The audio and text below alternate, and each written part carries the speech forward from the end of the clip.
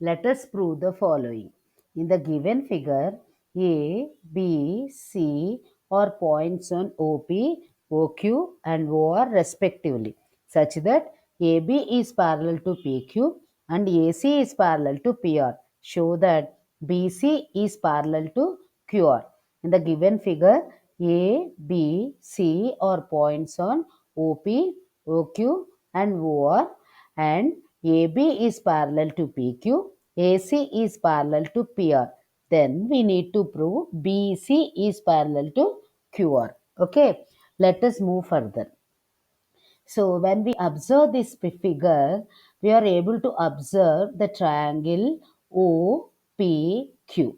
In this triangle OPQ, according to the given data, AB is parallel to PQ. AB is parallel to PQ.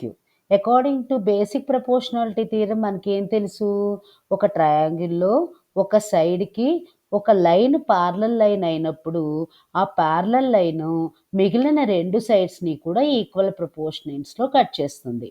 Okay, so మనం basic proportionality theorem ప్రకారం ఏం రాయొచ్చు ఇప్పుడు, OA by AP is equal to OB by BQ. So using basic proportionality theorem, we have written that OA by AP is equal to OB by BQ. So we are identifying it as equation number 1. Okay, now let us move further. Now observe the triangle OPR. Triangle OPR. మనకేం తెలుసు ఇక్కడ కూడా, according to given data AC is parallel to PR.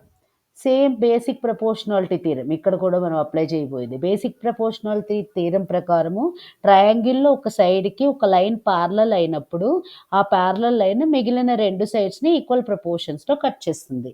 So basic proportionality theorem ప్రకారం మనం ఇక్కడ ఏం రాసుకోవచ్చు, OA by AP is equal to OC by CR.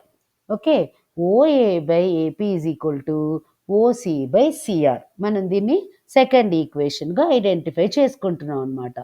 ఇప్పుడు మనం క్లియర్గా చూస్తే ఫస్ట్ ఈక్వేషన్ ప్రకారము OA by AP is equal to OB by BQ, OA by AP is equal to OC by CR.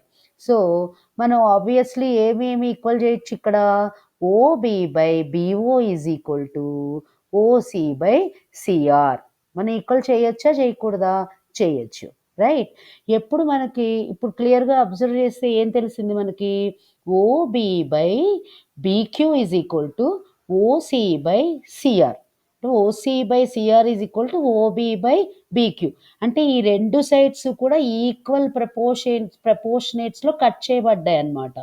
ఎప్పుడు కట్ అవుతాయి ఈక్వల్ ప్రపోర్షన్స్లో, ఎప్పుడైతే BC అనేది క్యూఆర్కి ప్యారలల్గా ఉంటుందో, అంటే మనం బేసిక్ ప్రపోర్షనాలిటీ థియరంకి కన్వర్స్ తీసుకుంటున్నాం అనమాట. ఇక్కడ according to basic proportionality theorem ఒక లైన్ ప్యారలల్ అయితే ఆ లైను రెండు సైడ్స్ని కూడా ఈక్వల్ ప్రపోర్షన్స్లో కట్ చేస్తుంది.